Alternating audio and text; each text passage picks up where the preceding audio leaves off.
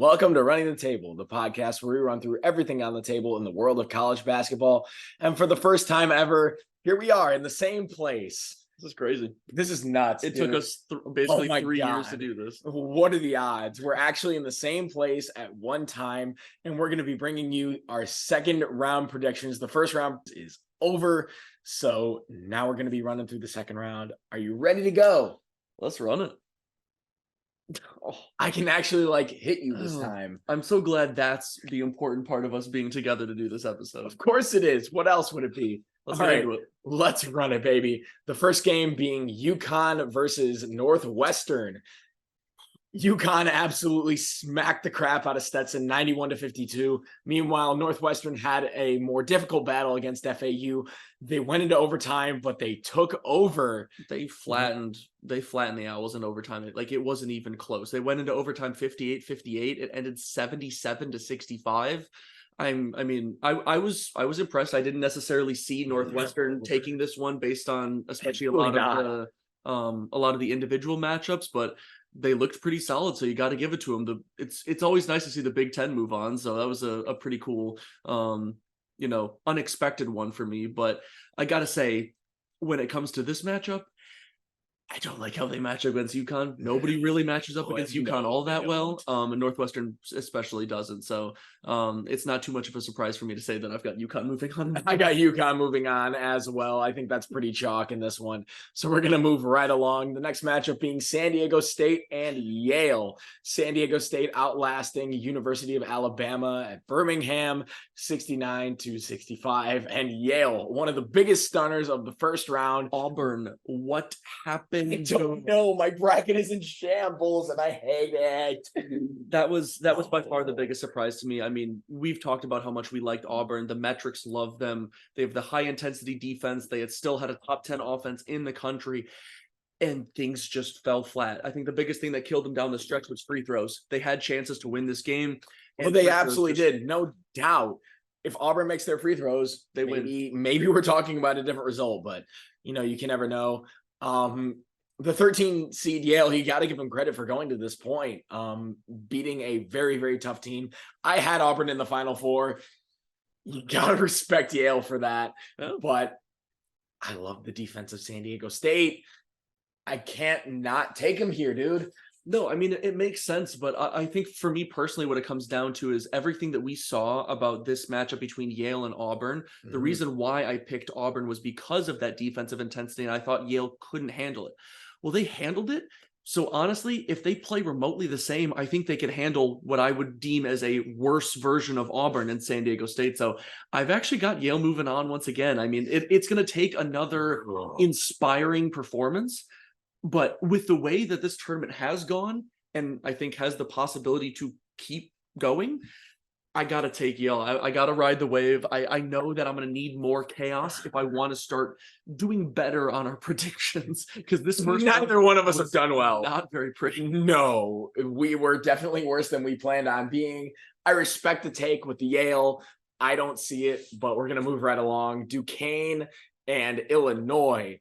The 3 versus the 11. Duquesne outlasted BYU 71-67. Their first tournament win since 1969. That was cool to see. That is really cool to see. You gotta love Keith Dambrot and the Dukes keeping it going against Illinois, who actually had some trouble with Morehead State going into the half. Morehead State stuck with them for the first half, and then Illinois and Dane Danger more specifically took over the game. Morehead State didn't get beat by Illinois. They got beat by Dane Danger. He had 20 or 22 or something. I think it was something like that. It's a career high for him. He just absolutely went off. I think what it came down to is in the first half, Morehead State was able to complete a little bit more of their game plan, which was we will let Terrence Shannon Jr. get his buckets, and he did, but they did a better job of taking away the supporting cast. In the second half, Dane Danger got going, Marcus Damas got going, and that's when Illinois was really able to blow it open. So that's the danger of Illinois, is their offense can get sparked at any moment, and they have so many different guys. If you told me all the different guys that can score in Illinois, if you were like, oh yeah, Marcus Damas, Terrence Shannon Jr., and you try to put Dane Danger in that list, I would have laughed in your face. No, absolutely. I mean, who would have thought that Dane Danger would have been the unsung hero of this first round? But the versatility of Illinois. I love the Dukes. I had them going to the second round. I can't go with them this round. Illinois has too many weapons. They have too many offensive just scorers all across the floor. Big, small, doesn't matter. Illini. Yeah, I've got Illinois as well for a lot of the reasons you just described. I think what it comes down to is like, yes, Duquesne was able to do a great job of, putting BYU off their game. But if you put Illinois off their game, they can just pivot 2 and 3 more other directions. So I think what it'll come down to, I think it will be a battle. I don't necessarily think that Illinois will, our late night performance fuel. But the only way we can do this, by the way, is with Celsius. Sponsor us, please. That'd be nice. But yeah, what it comes down to, I don't think that Duquesne will have enough to slow down Illinois for the entire game. Similarly to what Morehead State was able to do, they're able to hang with him for a while, but they just got worn down over time. Oh boy, what a matchup. What a round of basketball. Let's move right along. Wazoo and Iowa State. Wazoo taking down Drake 66-61. A lot of people had Drake as the upset team moving on. As did both of us. You could go back and watch the first round if you want to see that. Absolutely fun logic. Meanwhile, Iowa State had no problem handling South Dakota State and the Jackrabbits 82-65. I like Iowa State here. I like their defense. I like how they were able to score 82 points. You don't have a bad offense if you can put up that much. And quite frankly, because I thought Wazoo was going to lose to Drake. And I mean, Drake put up a fight, but it wasn't enough to beat them. Iowa State can limit them to offensively. Iowa State can score the ball in many different ways. Iowa State's going to make a run, so I like them going on to the Sweet 16. Yeah, I completely agree. I think what it comes down to for me in this matchup is neither Drake or Wazoo put up a very convincing first-round performance to me.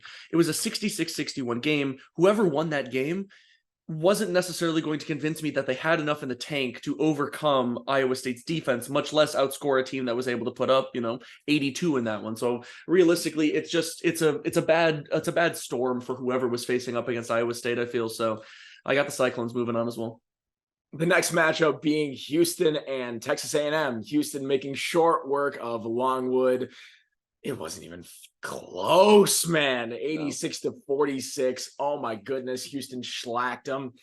And Texas A&M defeating the red-hot Nebraska Cornhuskers. Tim, you thought the offense of Keisei Tominaga and Nebraska was going to pull through. Meanwhile, Wade Taylor and the Aggies kept on their pace, scoring 98 lights out points. Oh my goodness, they're one of the hottest teams in the country. That is why I believe they will defeat Houston and move on to the Sweet 16. Give me the Aggies, baby. Let's go. I mean, I not only thought that Nebraska would win their first round game, but I've always said from the jump in our conversations with other people, I thought that Nebraska would then go on and knock off Houston. So with the performance that Texas A&M was able to put up, I see no reason why Texas A&M won't be able to also take down Houston. Yes, Houston looked great in their round one matchup, but like you said, Texas A&M is playing super hot. The guard play in Wade Taylor just is absolutely insane right now. So I've got the Aggies just because of the fact that I think it's going to be another example of Houston will just run out of steam at the wrong time. They'll put up a stinker at the wrong time. And especially with a team like Texas A&M, they have the flash in a can offense that can shock Houston, similarly to how some of these other teams that have been able to take down Houston throughout the season, even though it's been few and far between. Well, that's the thing about Houston. They have the defense that can stop you at any time, but where's the offense? It kind of catches comes up and to goes. them. It comes and goes. You're right. And with Texas A&M, a team as hot as they are, who knows, dude? Anything can happen. Anything can happen. But up next, we'll talk about James Madison and Duke. James Madison disposing of Wisconsin 72-61. This is something that we both saw coming. JMU pounced out to an early lead, and they didn't really let go the rest of the way. Duke against Vermont 64-47. Their defense really led the way. Vermont only scoring 47 points. You got to give credit to Duke defensively. You can't limit them to that few points and not have a good defensive game. However, I don't trust the scoring of Duke. I don't. To me, the 64 is more glaring than the 47 is Yes, possible. I completely agree. I got James Madison.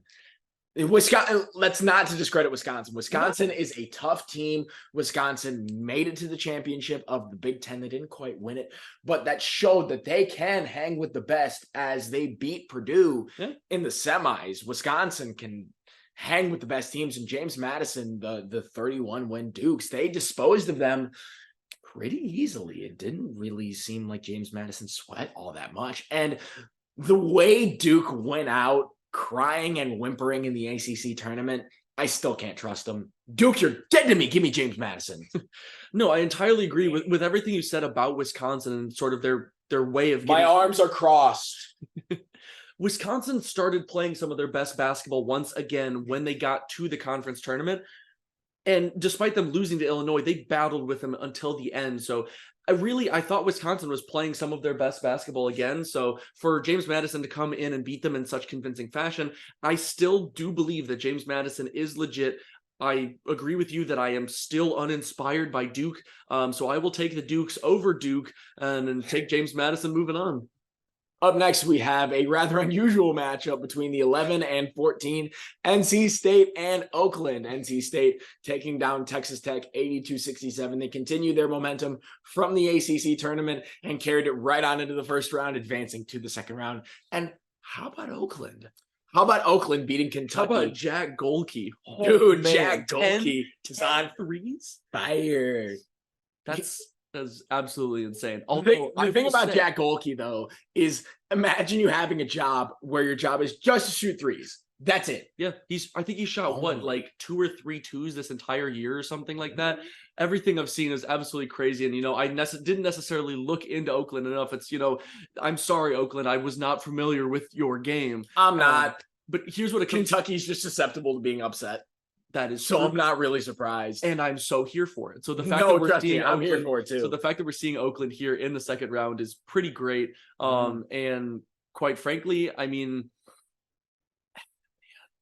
I love everything that NC State. You're thinking awfully hard about this. Well, here's the thing, because I trusted NC State in this first round matchup. I trusted them to not lose steam, but I also really like what Oakland was able to do in terms of there's something there. You're cooking something, and I don't like it. I got Oakland. I think Oakland is going to move on. I mean, I think what it comes down to is, hey, they don't believe that they're a Cinderella. They believe that they belong. I believe them. So I think that they've got, the right storm brewing for them to be able to keep that momentum going and finally knock NC State off of this crazy run that they've been going on. Hey, give me NC State. Embrace the chaos. You really got a 14 seed advancing to the Sweet 16?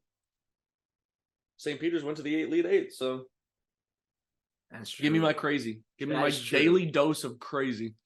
Well, with you, crazy happens all the time.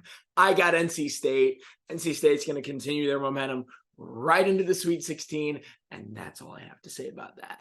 Next up, we have Colorado and Marquette. Colorado winning their first 4 matchup against Boise State, which, why? Why did you have to do that? Why did you have to prove me wrong? I don't like it. Called it. You stop. You stop that. All right. I think what's more impressive is that I put up 102 against Florida, who put up 100. That was crazy. The fact that both teams ended up in triple digits in regulation. Oh my goodness. And you had the crazy 3 to tie the game, and then the near buzzer beater to take the lead again for Colorado to win it. It was absolutely a wild game to pay attention to. Buffalo's look impressive. Put the madness in March Madness, quite frankly. No kidding. But we got the other side to talk about. Marquette defeating the Western Kentucky Hilltoppers. I did say that Western Kentucky could make it interesting. And for a half, they did. They made it interesting. They did make it interesting. They just couldn't keep it going. No, they couldn't. 87-69. And Colorado, I respect them putting up triple digits against Florida. What are the odds they do that every game? True. And one of the things that we identified with Florida when we covered them in the SEC breakdown is the fact that they're another team like a Kentucky and like an Alabama that loves to light it up on offense, but doesn't really show up a lot on defense. So I'm not necessarily all that shocked that they were able to put up 100. It's still super impressive, but if there's any team to put it up against, who are you picking? I'm still riding with the Buffaloes. I don't trust Shaka Smart in March, and I get that they were able to overcome their adversity that they faced in this first round game, but there's just something about them that makes me uncomfortable if they're not hot from three. Really? Yes. Really? Yes. Marquette by 20 plus. Mm-hmm. It's not even going to be close. The talent of Marquette, the coaching of Marquette. You need to put some more respect on Shaka Smart's name. You need to put some more respect on Eddie Lampkin Jr.'s name.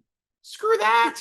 Screw that. I love my boy Eddie Lampkin Jr. from his TCU days. Eddie Lampkin Jr. is great, but Marquette is too big, too strong, too powerful, too fast. Marquette's going to blow right through him. And that's why I like him to move on to the Sweet 16. But we're going to move right along. Purdue and Utah State. They made it out of the first round. Yes. I hate that I have to celebrate that so intensely, but we're here and they did it in convincing fashion. So I am pleased and I'm ready to see them in the second round here. So they end up facing Utah State, who struggled a little bit with TCU throughout the game, but they ended up going on a pretty convincing run in the second half, really extending that lead when TCU went cold there for a bit, which we knew TCU was able to do. So when it comes down to it, I mean, I obviously still love Purdue for the multitude of reasons. Tim, you're picking Purdue. Stop it. Quit leaving the people in suspense. It's not suspense. It's me analyzing what I think Utah State could do, which is if they're able to stay hot from three, which they can be up and down, they have a chance to make this game interesting. But if they can't make threes, they stand no chance in this one. So you have Purdue, correct? Is that not obvious? You're the one that said it was obvious. I'm just agreeing with you. I mean, me too. I also have Purdue, but the fact that we have to talk about this and but here's the thing. Pontificate the fact that they could move on to the Sweet 16 is crazy to me. It's not, though, because you know how many one seeds have been upset in the second round over the last couple of years? It's not that crazy for a one seed to get upset by an 8-9 in the second round. True, but so it's not Utah State we're talking about. And Utah State's not a bad team. But I don't think Utah State poses any threat. Not really, but it's March. Everybody poses a threat. I guess. Listen, you're the one being fatalistic here, all right? You're the one that has the flashbacks. Not me and my PTSD.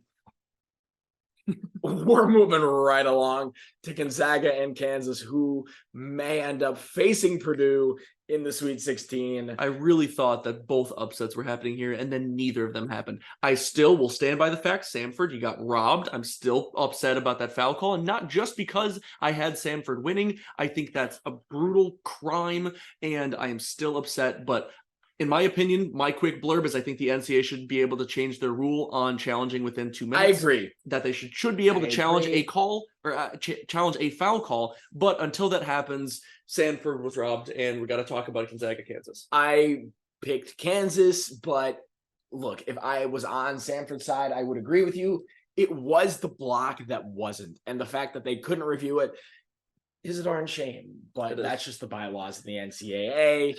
But we got a matchup to we do have a matchup to talk about. Gonzaga disposed of McNeese State. They easily. I was astonished. I really thought, in terms of the way McNeese State plays, that I thought that they were going to have a chance of at least, not even a chance. I was convinced that they were going to put up a strong showing. And what it came down to in this game, Gonzaga nailed threes. McNeese was cold. Especially in the first half, they just went ice cold. Gonzaga was hitting everything. And then once they got out to that big of a lead, there was just no coming back from that. And Gonzaga just essentially extended it, and it was over before it began. Unbelievable. When it comes down to this matchup in the second round, it's going to be the health, because Kansas is missing Kevin McCullough Jr. And he ain't coming back. No, he ain't coming back. They shut him down for the entire tournament, which is a massive blow to Kansas's chance of doing anything particularly impressive. With Hunter Dickinson, as you said, being on the mend, he was able to play, but you could see he was uncomfortable at times during the game. He had, the wrap around the right shoulder. I would be much more concerned if it was his shooting shoulder. It is his off shoulder, but I don't know. When it comes to how well Gonzaga played, Gonzaga can afford, in my opinion, to not have as crazy good of a game as they did in this one, and I think still beat Kansas based on the lack of depth. I don't think Kansas's role players come up with as solid of a performance as they were able to against Sanford. You got guys like Nick Timberlake. I don't think that he's going to have like almost 20. He averages like, I want to say like 6 or 7. You can count on that against the Sanford. You can't count on that against the Gonzaga and that's why I got Gonzaga. I do too. It makes sense to me. As much as I love Bill Self and the way that he's able to coach up his teams, they don't have the depth, I don't think, to really contend in this one. So I've got the Bulldogs moving on. And with all luck, we may see another Purdue Gonzaga matchup here. We'll see. That would be fun. That would be fun. Would be fun. On the other side of that bracket, Oregon defeated South Carolina, unfortunately. It looked really good while doing it. Jermaine Couisnard went the region's own against his former team. Oh my goodness, went for a party bomb. Mad respect there. Creighton against Akron. Akron stuck around for a little bit, and then Creighton got serious and blew them out. When you got guys like Jermaine Couisnard and Afeli Dante, that's an awesome guard center combo. Absolutely. However, if you look at Creighton's guard center combo, you could kind of pick a couple of Creighton's guards. Now, granted, not all of Creighton's guards. Take the words out of my mouth, why don't you? You can't compare. I don't think I would say that all of Creighton's guards could put up 40 like Couisnard did. I have Creighton. But you talk about Ryan Kalkbrenner, how good he is. Big East better. When it comes down to it, Creighton is big good. How about that for you? Creighton is just a well-oiled machine, and they really just they know their identity and they play it so well. They're so hard to shake from the type of basketball they want to play. I've watched too much Creighton basketball. This team is going to make a run. Yeah, so absolutely going to make a run. I do think that Oregon, in the way that they play, the way that their team is made up, that they can make this a game to watch. Competitive. Similar to how you saw in this one where Akron stayed around. I can see Oregon staying around for a while, but when it comes down to it, I do think that Creighton will have a pretty good chance of wearing down and making it, a little less convincing as of late. You both got Creighton. Let's move right along. Texas and Tennessee. I'm still not convinced by Texas. Well, you don't have to be, because they don't have to advance to the Sweet 16. And they won't. If you don't want them to. I personally agree. Wait, they don't have to if I don't want to? I can just say that Texas won't advance and they won't? Man, if I could do that for all my picks, that would have been great. I hate you so much. The problem of us recording together, because now I can actually punch him in the face for his sarcasm. When it comes down to it, I really do think that Colorado State would have beat Texas if they didn't. If they didn't just put up a Virginia-like performance. So yes, like it isn't obvious enough. Tennessee annihilated St. Peter's. They just look too good right now. Texas showed me nothing particularly. particularly. I also have Tennessee, by the way. Texas showed me nothing convincing in a very weak and uninspired performance. They almost let Colorado State back in it for a bit. So no, Tennessee's got this one in the bag. One more region to go. Next up, we got North Carolina and Michigan State. North Carolina making quick work of Wagner, like we all predicted. On the other side, everything that we thought was going to happen in Mississippi State versus Michigan State, other way around. Flip that. Michigan State winning 69-51. Mississippi State's defense that locked down Tennessee absolutely disappeared. And Michigan State's guards and their stars, such as Tyson Walker and AJ Hogard, Jaden Akins, you stop that. This is not what I wanted to happen. I understand that's not what you wanted. That's why I'm picking Michigan State. Spartan up, baby. Let's go. I'm picking them to beat North Carolina just to make you mad. This man's flipping sides over here. You're darn right I am. Izzo does what Izzo does, but when it not comes a care down in to the it, world, North Carolina is still the far better team here. And I still don't believe what it comes down to. I feel like Mississippi State's offense just looked so unbelievably stagnant that it helped Michigan State get out and transition, get buckets, as well as you said, their guards did look better.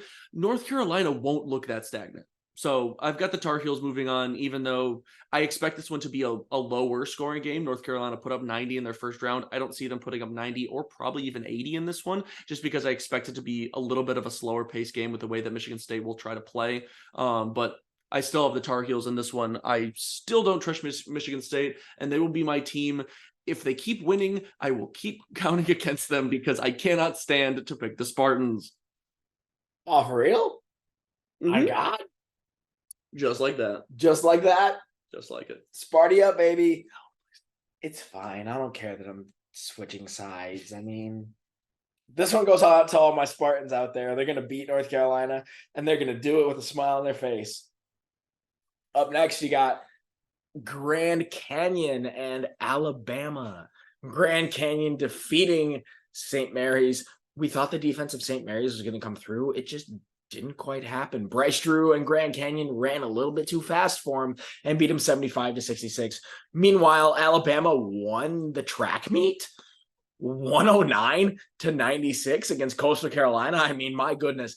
It seemed for a little bit like Coastal Carolina was College of Charleston. Now remember, Grand Canyon against Alabama and Grand Canyon beat St. Mary's. St. Mary's and Alabama beat College of Charleston. Shut up. I'm going to kill you. All right. Up next, we got Grand Canyon and Alabama. Grand Canyon beat the defense of St. Mary's. Yeah. We thought that was going to be a factor, but Bryce Drew and Grand Canyon's offense was just too much. And Alabama won the track meet against the College of Charleston.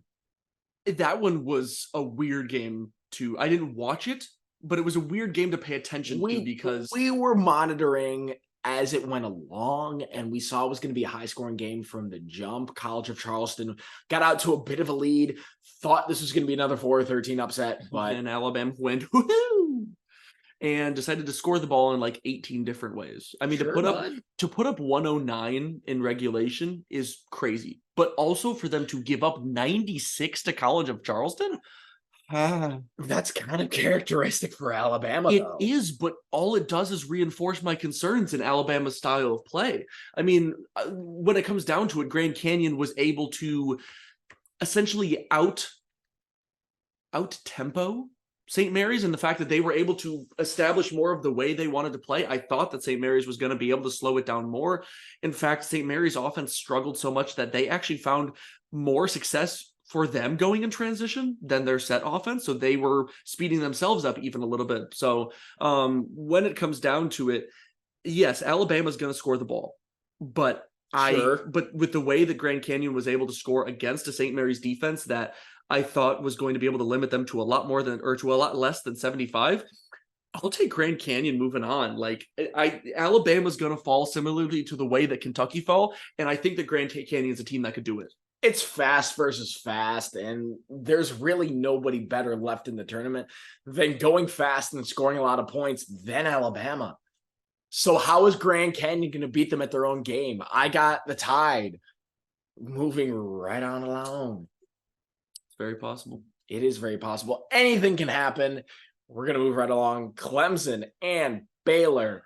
Oh man, I really wanted New Mexico. I was really, we were both on the New Mexico train, and they just came off flat. And now New Mexico is going to cause us to light up brackets on fire because New Mexico came out flat. Very. Jeez. Really? You couldn't have done better than 56 points? I'm still not very convinced by Clemson, though. I think not at all. I really think it was a lot of the fact that, New Mexico. And personally, I picked Colgate just because screw it. It was just a joke. And Baylor ended up putting a thrashing on them. So yeah, but did we really ever think that Colgate was going to win? Seriously? Hey, I get one more point up in the predictions game because of it. So thank you, good sir. I'll take it. You're welcome. I like the memes. I also like Baylor in this matchup. Yeah, I do too. I still don't think Clemson's that great, and the way that Baylor was able to score the ball, especially against Colgate, as well as limit Colgate to 67.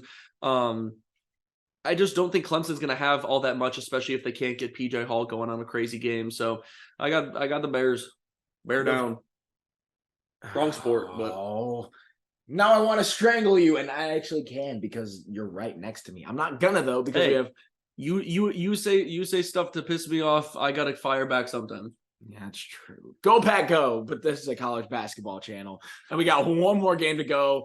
Arizona and Dayton. Dayton defeated Nevada That 63-60. comeback That was insane. I had to leave. I was watching the game, but I had to leave. I saw Dayton was down by a bunch. I was like, dang, I really thought the Flyers were going to have this one. And all of a sudden, 10 minutes later, I I'm looked so down glad at you my were wrong. phone and I was like, I'm so glad you were wrong about that. It was what, a 22-2 run? It was a 20-2 run. They were Something down like that. They were down 17 Oh with my 7 minutes goodness. left. Hey, you know what? You're welcome, because apparently the problem was I was watching. So as soon as I stopped watching, Dayton remembered how to score the basketball, and then Nevada just went cold. When it comes down to it, 63-60 is not a very convincing game. No, it isn't. But for a bit there, our Long Beach State pick did not look that crazy. For 18 minutes, that was It so did not look fun. that crazy. That was the most fun. That was the most fun 18 minutes that we could have possibly had. And then the wheels fell off. Arizona remembered how to mention that part. We can just do the revisionist history and act like Long Beach State won, but they didn't. It's a lot more fun being on the right side of these 15-2 upsets, but there were no 15-2 upsets this year. There were not. There were a couple of ones that could have. I guess I got to go with Arizona because of how much they thrashed Long Beach State, and I'm just Dayton had a fun run. It's gonna end here. I still don't trust them. Flyers. I got Dayton. I think when it comes down to it, I think they learned from some of their offensive mishaps in this one in terms of where they were able to come back at the end of the second half. I think what's going to come down to is whether or not that they're going to have a good enough defensive game plan to really throw Arizona off, learn from what Long Beach State was able to do in those first 18 minutes. But I love the way that Dayton plays. I love if you're able to get Deron Holmes the second going, as well as Santos. Santos was cold for a lot of that game, but he was able to score a lot late. I think you get those two guys going, and I think Dayton has this one. I still don't trust Arizona. I'm waiting for the game that most of them went cool. I will say Caleb Love looked horrible. So if Caleb Love looks bad again, Arizona can absolutely be in trouble. No, that's true. Dayton is not Long Beach State. Dayton is a much more formidable opponent. Although I gotta go with Arizona. Just the metrics, the personnel, the way they play the game, the way that they can turn it on at any moment's notice. And you saw that a lot during the first round, that some teams, the favorites stuck around for about the first half, and then the second half started. They made the adjustments, and then they absolutely sprinted away. I think Arizona's one of those teams, but I digress. And that's all we got for our second round predictions. If you want to watch our other predictions in the first round, go watch that. If you want to watch our Purdue content, Tim has a lot of the Purdue content, even though I'm wearing a Purdue shirt. And hopefully a bunch more if we keep winning. Please. That's the hope, but it's not up to you, all right? And I have a lot of Butler content, even though our season is done. That sucks. But if you want us to talk about anything else, let us know. And until next time, we out. In New York, I'm tired, man. Dude, this is how this normally goes. Get out of here. Go to bed.